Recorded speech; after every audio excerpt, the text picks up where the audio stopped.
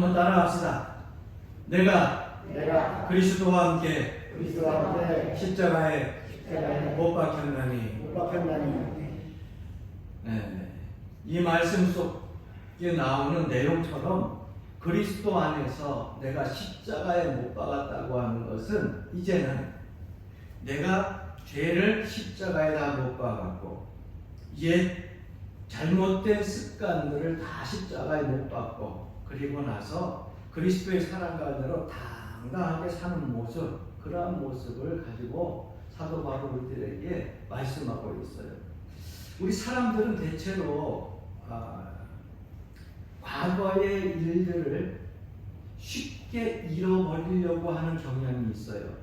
그렇다고 다 잃어버리려고 하는 건 아닙니다. 나에게 아픈 과거들이 있으면 많은 사람들은 무의식 속에서도 자꾸 그 아픈 과거의 일은 나에게 있어서 삶에 힘드니까, 내 삶에 자꾸 걸림돌이 되니까, 또 내가 하루하루 사는 가운데 자꾸 발목을 잡는 그런 일들이 되니까 자꾸 잃어버리려고 하는 경향이 있고요. 좋은 일들이 있으면 대신 자꾸 오랫도록 기억하려고 합니다. 왜? 그 좋은 기억들은 내가 새롭게 저렇게 생각을 가져도 오늘 또 나에게 힘이 되고 또 내일의 밝은 미래의 소망이 될 수 있는 좋은 기억들이기 때문에 자꾸 기억을 하려고 해요. 그리고 나서 시간이 지나게 되면 모든 사람들이 그래도 은혜로운 것은 뭐냐면 과거에 나쁘고 아팠던 그리고 괴로웠던 일들도 잘 이겨나고 나서 어느 정도 내 마음이 평안해지게 되고 내 마음이 안정되어지게 되고 그때 사건들을 쉽게 이야기할 수 있는 그런 시간들이 지나게 된다면 그 다음에 그 사람들은 그것을 가지고 사실 미화를 시켜요. 야, 옛날에 살 때 얼마나 힘들었는 줄 아나. 6.25 동란 때에 등에다가 짊어지고 그리고 애 업고 안고 그저 쌀이 어디 있어 단자 한 끼 두 끼 먹을 양식도 없이 피난길에 발 동상에 걸려가지고 동동거리면서 그렇게 지나가는 그때의 고생길을 얼마나 힘들었는지 모른다. 여러분, 그러나 그 당시에 힘들었을 때는 정말 너무너무 눈물 나는 고통과 아픔이었죠. 그런데 그것을 훗날 그때 그렇게 힘들었는데 지금은 어떻다는 거예요? 쉽게 내가 얘기할 수 있을 정도로 내 마음이 이제는 평안해졌고 살기 좋아졌고 이제 완화되어졌고, 그렇죠? 그래서 삶의 그 아픈 상처들이 나의 삶 속에 있어서 내가 살게 할 수 있는 힘의 원동력이 되었고 또 내 후손들에게 이야기할 수 있는 미화, 그 다음에 그러한 이야기거리가 되었다고 하는 것. 여러분, 이렇게 되어진다는 거죠. 그런데 많은 사람들이 살면서 과거에 있었던 일들은 다 그냥 없어지고 소멸되고 사라지는 줄 알았는데 여러분, 참 이상한 건요, 사람의 잠재의식이라고 하는 이 속에는요 그것이 있다는 거예요. 남아있다는 거예요. 그래서 생각하지 않을 때는 떠오르지 않다가 어느 순간에 여러분 그것이 사건을 통해서 딱 떠오른다는 거예요. 예를 들면 이러한 것입니다. 내가 저 사람에 대한 감정이 되게 좋았어요. 그런데 그 사람에 대한 감정 만났을 때마다 즐겁고 기쁘고 해피했는데 그 사람하고 오랫동안 떨어져 있었어요. 그래서 세월이 10년, 20년 지나가다 보니까 그 사람에 대해 가지고 가만하게 잃어버리고 삽니다.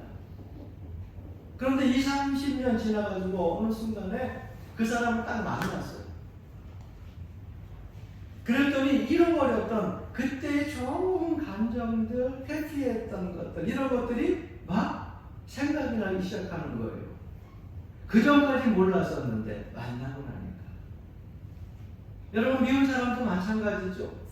이 사람에게 대해서 되게 보기도 싫고 얼굴 대하는 것 자체도 싫고 그랬던 사람, 오랫동안 안 보니까 모르고 괜찮은 것 같아서 20, 30년 지나갔는데 나는 그 사람 이제 다 잃어버리고 편안하게 사는 것 같았는데 어느 순간 30년 지나서 그 사람을 딱 만났는데 반가운 것이 아니라 20, 30년 전에 그 사람에게 대해졌던 감정과 그 의식들이 다시 탁 떠오르기 시작하면은 그 사람이 그 순간 30년 전에 있었던 일들이 내 머릿속에서 무의식적으로 떠오른다는 거예요.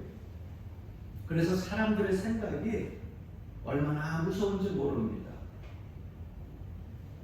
그래서 평상시에 가지고 있는 생각도 중요하지만 정말 우리가 예수 그리스도 사랑 가운데서 믿음 안에서 온전한 신앙생활을 하려고 한다면은 무의식 중에 생각나는 그 잠재의식, 이것을 우리가 잘 다듬고 고치고 그리고 은혜 안에서 잘 해결하고 지나가야 여러분 온전한 믿음 생활을 할 수 있다고 하는 거예요.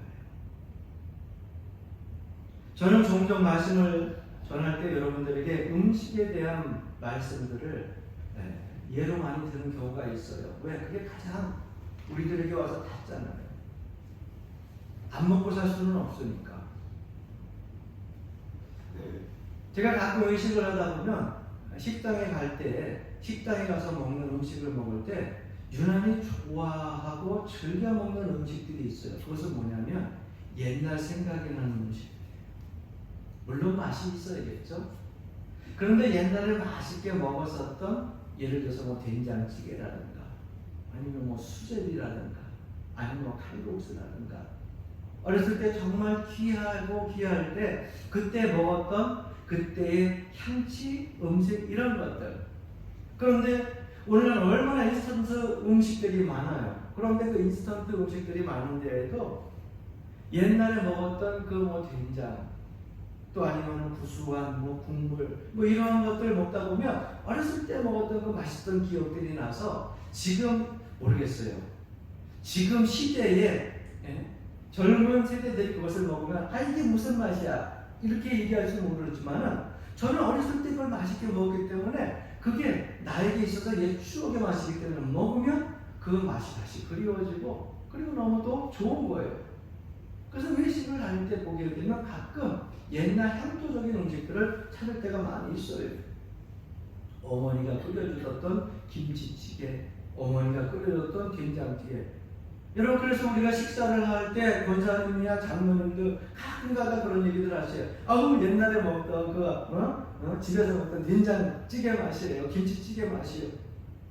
까마득하게 잃어버렸는데 어느 순간에 그 음식을 대하고 향취를 만나고 그리고 먹는 순간에 아 옛날 기억이, 좋은 기억이, 맛있었던 기억이 떠오르는 건 아니에요. 여러분, 이렇게 이러한 모든 평양들이 무의식 속에 떠오르는데 우리의 신앙생활의 성향도 마찬가지라는 겁니다. 여러분, 과거부터 내가 태어날 때부터 내가 신앙이 있고 믿음이 있고 정말 하나님의 말씀을 따라서 늘 헌신자고 열정을 가지고 전도했던 그러한 사람들이 아니라 우리나라 전통을 보게 되면 어쩌면 반만년 역사 속에 여러분 기독교의 역사는 되게 짧아요. 불교의 전통은 엄청 길어요. 무속론 신앙 엄청 길어요. 유교의 신앙 계속해서 이어갖고 왔던 나라가 우리나라 민족 아닙니까? 그래서 이전에는요, 예수 믿기 이전에는 많은 사람들이 집사님 옛날에 전보로 다녔지 그럼. 이거는 예수 믿기 전에는 하여튼 점집 많이 다녔어. 사주팔자 맞죠? 그럼요. 그런 분들이 많습니다. 그래서 여러분 신문 보게 되면은요, 그러면 사주팔자는 요즘도 나오잖아요. 무슨 띠 해가지고서 매일매일 오늘은 뭐 기운이 좋아가지고 뭐 사람을 만나는 어쩌고. 아침마다 일어나게 되면 신문 볼 때 옛날 분들 그거 엄청 있는 사람이 있어. 오늘 기운이 어떤가. 그래서 그것이 오늘 좋으면 운세가 좋구나. 여러분 그 자체가 뭡니까? 그때 가지고 있는 무속적인 그런 신앙의 그 생각들이 무조건 잠재의식 속에서 떠오르는 거예요. 그러다 보니까 예수를 믿을 때 하나님 이것이 다 죄악이었고 나쁜 죄악된 뿌리였는데 하나님 앞에 철저히 회개하고 나서 내 마음과 몸이 편안해지고 이제는 주의 성전에서 마음껏 그렇게 찬송하고 예배를 드리는데 문제는 뭐냐? 예수를 믿으면서 처음에는 즐겁고 기쁘고 감사했는데 오랜 동안 교회를 다니면서 신앙생활을 하다 보면 사람이 어떻게 됩니까? 자기도 모르게 우리의 이 모든 신앙생활이 이제는 타성에 젖어가지고서 형식적인 신앙생활이 되어지고 어느 순간에 과거의 잠재의식 속에 있었던 그 일들이 가끔 탁탁 떠오를 때가 있다는 거죠. 여러분, 하나님께서 우리에게 주신 은사가 나쁘다는 얘기 아니에요. 하나님께서 우리에게 주신 은사는 얼마나 감사하고 축복인지 몰라요. 방언을 할 수 있는 은사, 통변을 할 수 있는 은사, 남을 위로할 수 있는 위로의 은사, 어떤 시험이 와도 쓰러지지 않는 믿음의 은사, 얼마나 감사해요. 많은 사람들에게 주어지지 않는 예언의 은사, 얼마나 감사해요. 그런데 예수 믿고 신앙생활하다 많은 사람들이 자꾸 그런 생각이 나는 거예요. 옛날에 좀 봤을 때 기억들이 예수 믿다가 딱 생각이 나니까 이제 예언 기도하고 내 앞길이 어떻게 펼쳐질지, 내 앞날이 자녀들이 어떻게 펼쳐질지 그거를 가지고서 예언을 하게 되면 야, 왜? 그것 때문에 쫓아다니고 따라다니고 이게 전부냐? 거기에 푹 쌓여가지고 다니는 사람들이 있어요. 구원받은 백성이 그 앞날에 하나님 말씀대로 살면은요, 앞날 내가 알지 못해도 하나님이 나를 이미 선택하셨기 때문에 내 가능에 인도하시고 보호하여 주시고 지켜주시는 것을 믿으시기를 바랍니다. 네. 그런데 뭐예요? 잠재의식 속에 옛날에 전보던 그런 무의식 속에 그런 습관들이 있어가지고 예수 믿으면서도 내일 알고 싶어. 예수 믿으면서도 1년 뒤가 알고 싶고. 네? 여러분, 예수 믿으면서 내 미래에 대한 것들이 뭐 그렇게 알고 싶어요? 아침에 일어나서 1시간 뒤에 내 삶 속에 어떤 일이 일어날지 그것은 아무도 알 수가 없어요. 나를 창조하신 하나님만이 나를 섭리하시고 간섭하셔서 나를 이끌어 주시는 것이죠. 그래서 어려운 일이 생기면은 또 좋은 일이 생기면 이런 일을 미리 예비하고 방지하고 그게 아니라 그 삶 속에서 이루어질 때에 그 하나하나가 나 삶 속에 있어가지고 나를 하나님의 은혜와 사랑 가운데에 하나님께서 계획하신 길대로 이끌어 주신다고 하는 그 사실을 믿고 여러분들이 그 모든 것들을 은혜로 받아들이고 그리고 신앙으로 받아들이고 우리에게 주어진 이 사명 믿음의 길을 십자가 붙들고 건히 걸어가기만 하면 되는 거예요. 할렐루야.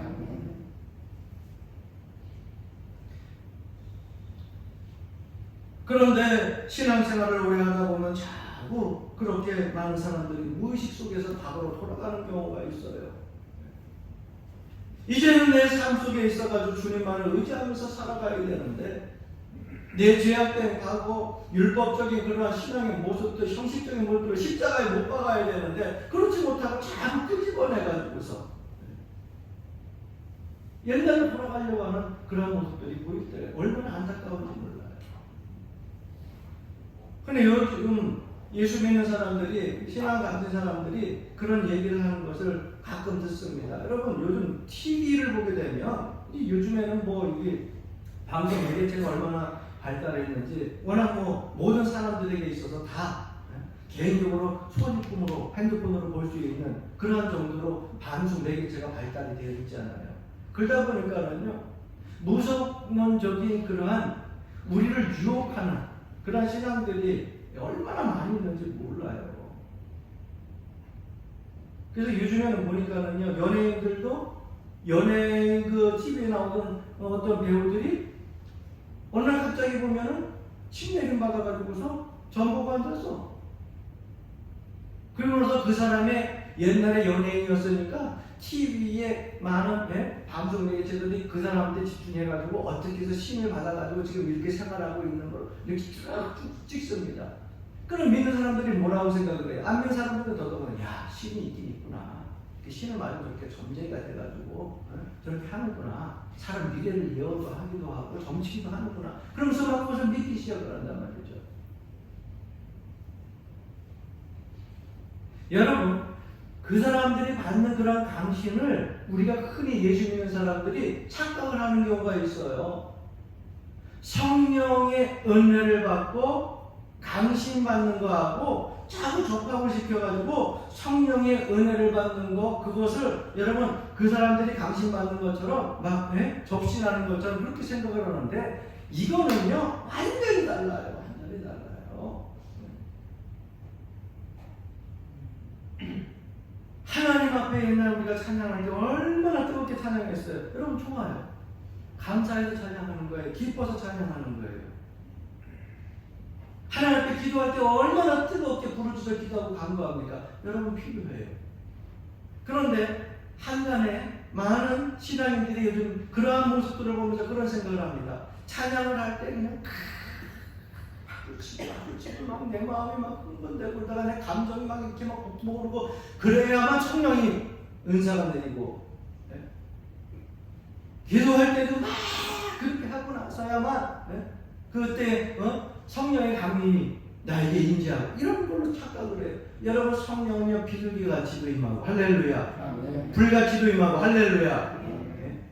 우리가 하나님의 말씀을 얼마나 사모하고 우리가 죄로 인하여서 얼마나 애통하며 회개하며 나의 창조주이신 예수 그리스도가 나의 삶에 주관하셔서 나에게 개입하셔서 간섭하셔서 나를 구원의 길로 나를 하나님의 선한 길로 인도하신다는 걸 얼마나 믿고 내가 마음으로 그분을 따르고 나의 삶으로 따르고 내가 이들을 따르고 하는 그런 간절한 마음 속에서 여러분 기도하며 찬양할 때 하나님께서 우리의 마음의 중심을 보시고 성령의 은혜도 내려주시는 것이지,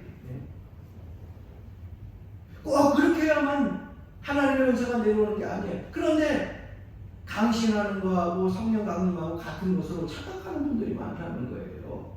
여러분 신앙생활할 때 가볍게 넘길 수 있는 문제가 아니에요. 예수를 믿고 신앙생활을 하고요, 이제는 좀 바로 알고 바른 믿음을 가지고 바른 분별을 가지고 신앙생활을 해야 될 줄로 믿습니다. 성경으로 돌아가 보세요. 유대 사람들은요 철저한 율법주의자들이었어요.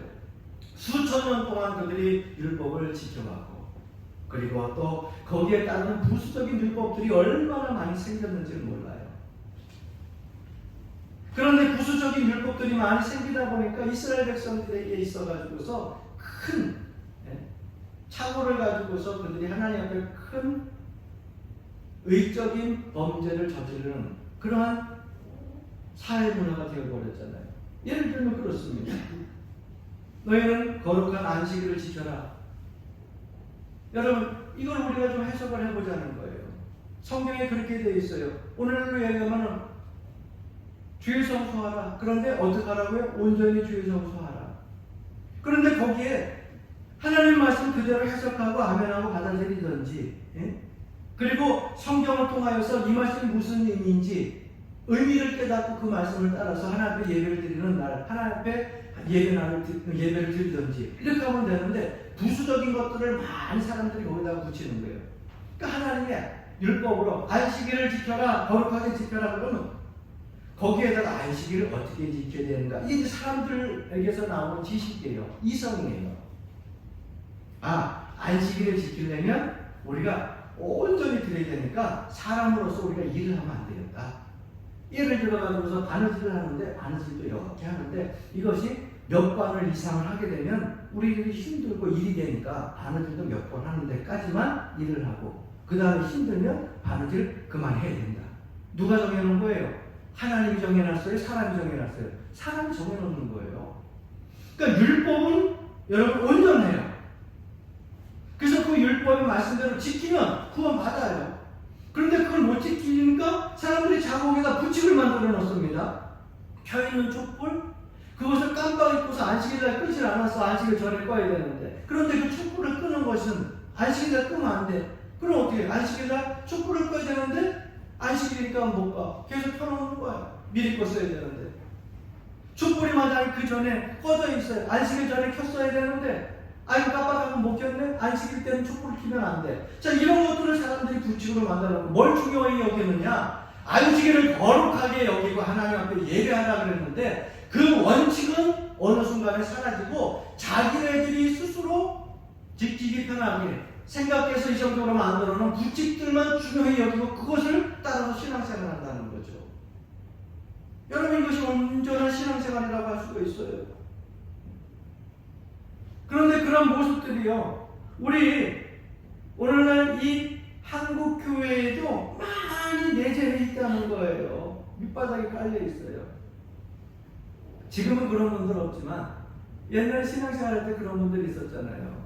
야, 내가 일주일에 한 번만 철회 기도를 해야 되는데, 내가 매주 새벽 예배 해야 되는데 그렇지 못했단 말이죠. 그래서 감기가 오면 털썩 무슨 생각을 해요? 아이고, 내가 일주일에 철회 예배를 한 번밖에 안 해서 그렇구나. 2번을 하야 되는데 한 번밖에 안 해서 감기가 왔구나. 새벽 예배를 드려야 되는데 새벽 예배를 못 드려가지고 아이고 감기가 왔구나. 여러분 이게 뭡니까? 이게 율법적인 생각이에요. 물론 철회 예배하고 새벽 예배하는 거 중요해요. 그런데 부수적인 것에 내 모든 삶 속에 있는 불행들이 다 거기서 왔다고 생각하는 거, 이것이 율법적인 생각이라고 하는 거예요.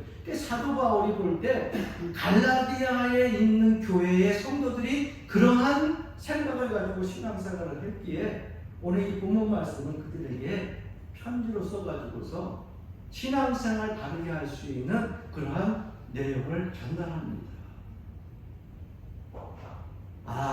구원이라고 하는 것이 내 행위가 온전해야 구원받을 수 있구나. 이게 갈라디아 사람들의 생각이었어요.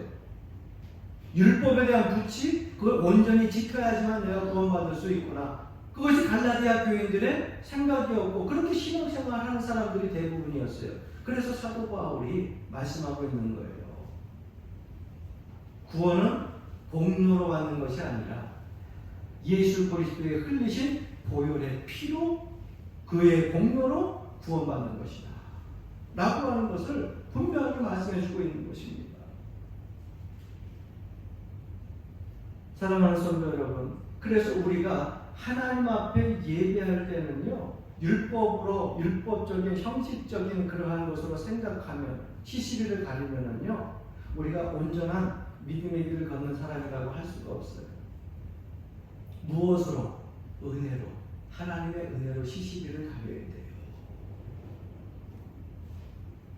하나님 앞에 찬송하고 기도하고 예배하는 거, 여러분 이것이 나의 삶 속에 있어서 그냥 형식적으로 율법적인 것으로 그냥 내가 예수 믿는 사람이니까 그저 나와서 거저 앉아있다 거저 가는 그런 신앙이 된다고 하면 여러분 아무 소용이 없어요. 내가 나오는 것도 하나님 은혜를 못 믿어서 나와야 되지.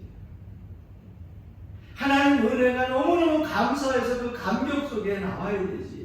이전에 힘들고 어려웠을 때도 하나님께서 이 모든 문제들을 이기게 하시고, 그때는 정말 죽을 것 같은 그런 상황과 여건 속이었는데 지나고 보니까 하나님의 은혜로 잘 이겨내게 하시고 견디게 하시고 버티게 하셨으니까 너무너무 감사한 거야. 그래서 그 은혜에 그 사랑에 못 이겨서 하나님 앞에 나와서 찬송하고 예배하는 거, 여러분 이게 우리가 하나님 앞에 드려줄 예배가 아니겠어요?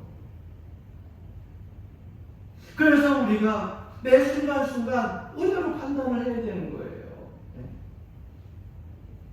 그러니까 예수님의 시각은 그렇습니다. 우리의 외모를 보지 아니하시고 어디를 보신다고 말씀하고 있어요?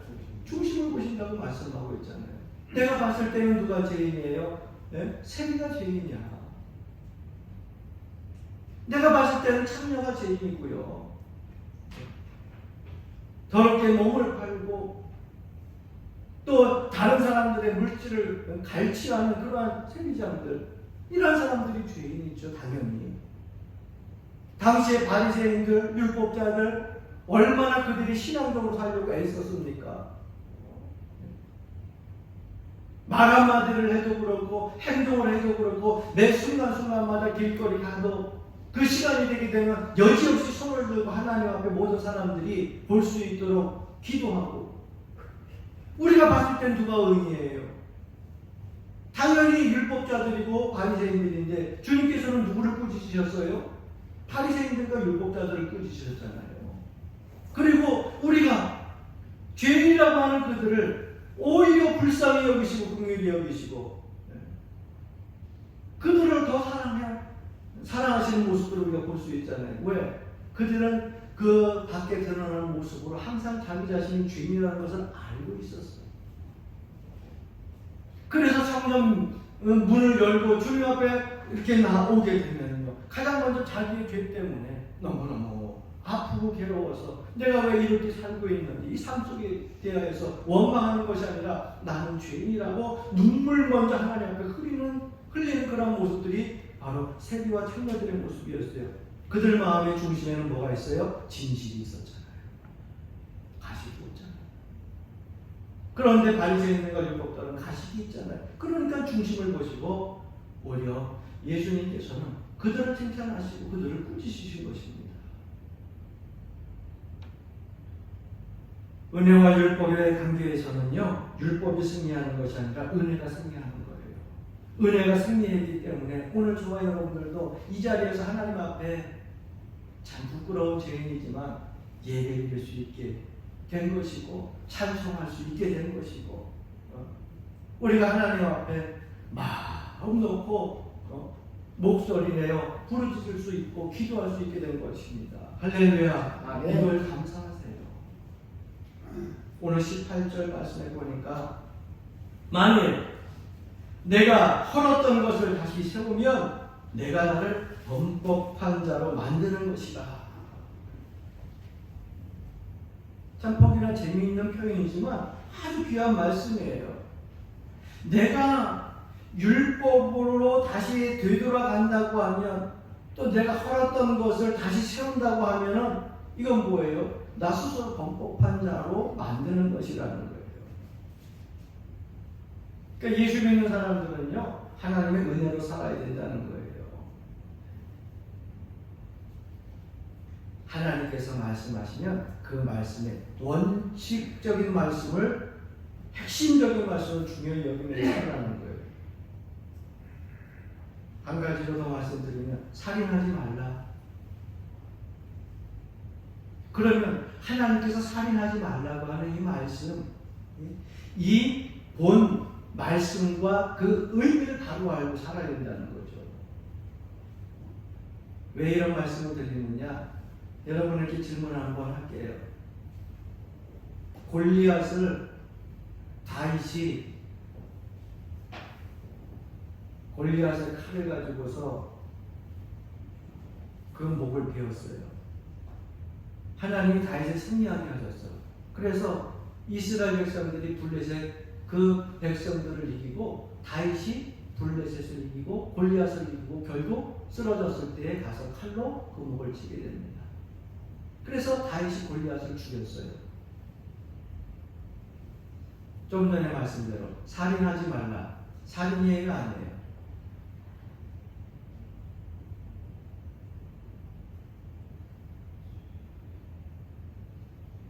정당방위.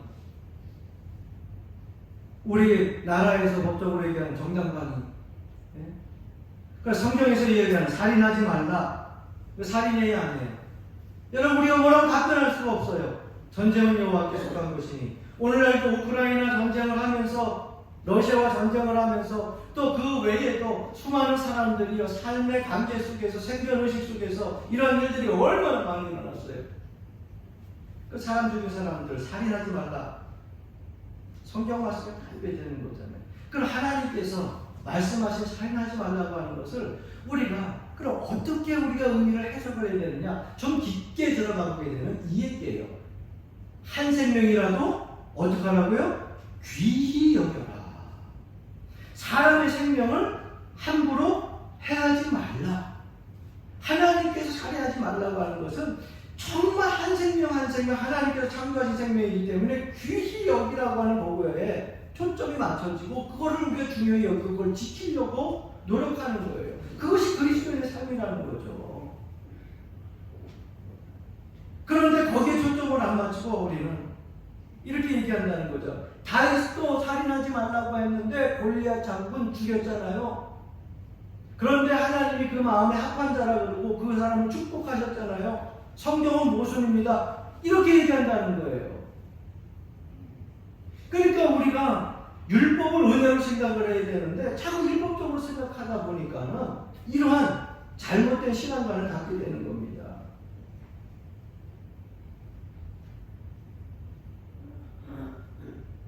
우리가 율법에 의해서 하나님의 의가 실현되기 위해서는요, 세 가지 방법 중 어느 하나로든지 율법을 지켜야 합니다. 그 첫 번째는 뭐냐? 율법은 그대로 행함으로 지키는 거예요. 왜? 율법은 완전해요. 지키려고 하는 우리들이 불완전한 거지 율법은 완전해요. 그래서 여러분들에게 옛날 수학 공부하면서도 구약성경 공부하면서 말씀드렸죠. 율법으로 구원 받아요, 못 받아요? 율법으로 구원 받아요, 못 받아요? 받아요. 왜? 하나님이 세우신 법은 율법으로 구원 받아요. 그런데 우리가 왜 구원 못 받아요? 율법을 지킬 수가 없어서 구원 못 받는 거예요. 아니 우리에게 주신 십계명 말씀도 다 온전히 못 지키는데 그 율법 말씀을 못 지키니까 구원 못 받아. 그러니까 율법의 의가 하나님의 의가 실현되려면 율법을 온전히 지키면 돼. 그런데 우리는 지킬 수가 없어. 그럼 이것은 어떻게 해요? 그 다음 것 하나님의 의를 나타내게 하는 실현될 수 있는 것들을 우리가 한번 찾아봐야 될 거 아니에요. 그 두 번째가 뭐냐? 행하지 못했을 때, 율법을 제대로 지켰지 못했을 때에 그것에 대한 벌을 받음으로 지켜지게 됩니다.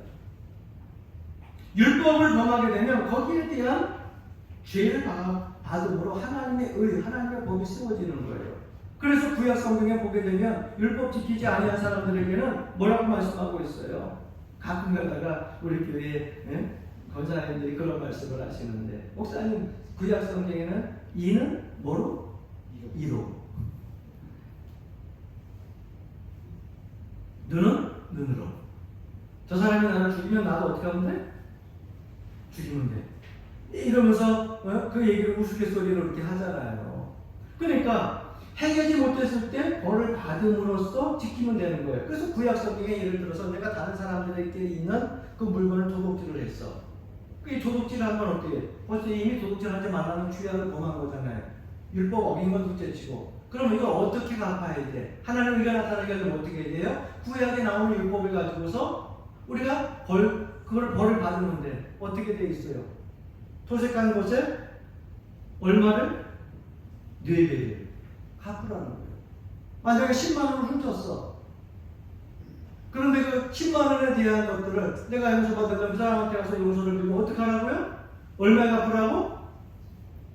4배를 갚으랬어. 얼마를 갚아야 돼요? 40만 원 갚으면 돼. 근데 여러분 그렇게 딱 갚아줬다고 끝나는 거예요? 아니죠.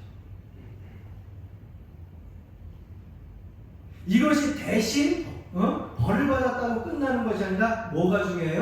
마음이 중요하잖아요. 마음이 중요하잖아요.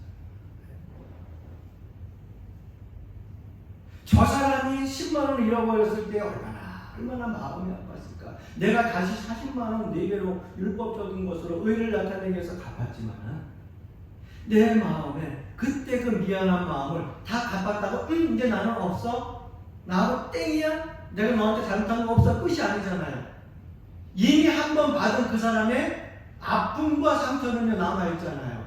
그 마음의 아픔을 동감하고 어떻게 해야 돼요? 40만 원을 갚으면서도 늘 내 마음에 뭐예요? 미안한 마음을 가지고 다시는 그러한 일들을 행하지 않는 그런 삶이 되어질 때 하나님의 의가 나타나는 거죠. 또 한 가지 세 번째는 뭐예요?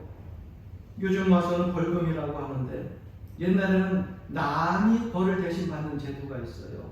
그래서 흥부전에 보게 되면 그 예를 찾아볼 수 있잖아요. 다른 사람이 맞아야 될 권장을 누가 가서 대신 맞는 흥부가 가서 대신 맞는 거야. 대신 맞아주면서 그 사람이 요구하는 대로 해줘야 됩니다. 400냥을 주십시오. 거기에는요 뭐 어떤 값어치가 없어. 나는 내가 한 대도 맞으면 죽을 것 같은데 저 사람이 나한테 대신해서 태장을 맞는데 39대도 맞고 40대도 맞는다. 그럼 나에게 800냥을 주십시오. 1000냥을 주십시오. 이거는 기준 가치가 없어. 자기가 못하고 대신 그 벌을 받기 위해서 태장을 맞아주는 사람이 달라는 대로 줘야 되는 거예요. 자, 그거 줬다고 해서 여러분 이 사람 죄가 없어지는 거예요? 아니잖아요. 저 사람이 내 대를 대신해서 맞아주기는 했지만 그 사람이 맞을 때 그 아픔을 누가 느껴야 돼요? 누가 느끼게 되냐면 내가 느끼게 되는 거 아니에요. 내가 1000냥을 줬다고 800냥을 줬다고 그 아픔을 안 느끼면 여러분 그건 벌금으로 갚아지는 것이 아니죠. 하나님의 의가 나타날 수가 없죠. 한 대 두 대 맞을 때 그 아픔을 내 마음으로 느껴야 되는 거야. 내가 잘못했어. 저 사람이 저렇게 맞아주는 겁니다. 그래서 고난을 당하는 자와 내가 믿음 안에서 마음 같이 되어져 있어야 거기에 하나님의 의가 나타나는 것 아니겠어요? 그러니까 여러분 우리가 구약의 제사법을 이해할 때 그렇게 생각을 해야 돼요. 예수님이 십자가에서 돌아가시고 또 뿐만 아니라 이전에 양과 소와 그리고 염소가 죄로 말미암아 죽는데 이 염소 대신 나 대신 죽었으니까 그 염소의 생명은 아픔은 생각도 아니하고 나는 이거 드렸으니까 끝이다? 이게 아니라는 거죠. 염소를 드리면서 소와 양을 드리면서 그것이 번제단에서 헐렁 타고 가죽이 벗겨지고 자극을 띄워가지고 하나님 앞에 그렇게 피를 흘려 죽는 모습을 보면서 내가 저렇게 죽어야 되는데 대신 죽는 그 양을 보면서 내가 가슴 아파하면서 내 죄에 대한 그 애통함이 하나님 앞에 있어야 된다. 그래야 여러분 예수 제대로 믿는 거예요. 할렐루야. 예수 믿는다고 하는 것이 뭐예요? 예수님께서 나를 대신해서 십자가에 대신 돌아가셨는데 그 죽음 안에서 그 피 흘리심으로 내가 믿음 안에서 사는데 우리는요 예수님이 나 대신 죽는데도 그 아픔을 느끼지 못하고 예수님이 나 때문에 그 고난을 당하시는데도 당연히 그렇게 되는 거 내가 지금이다 생각을 하고 그렇게 뻔뻔하게 살아가는 경우가 얼마나 많이 있나 말이에요.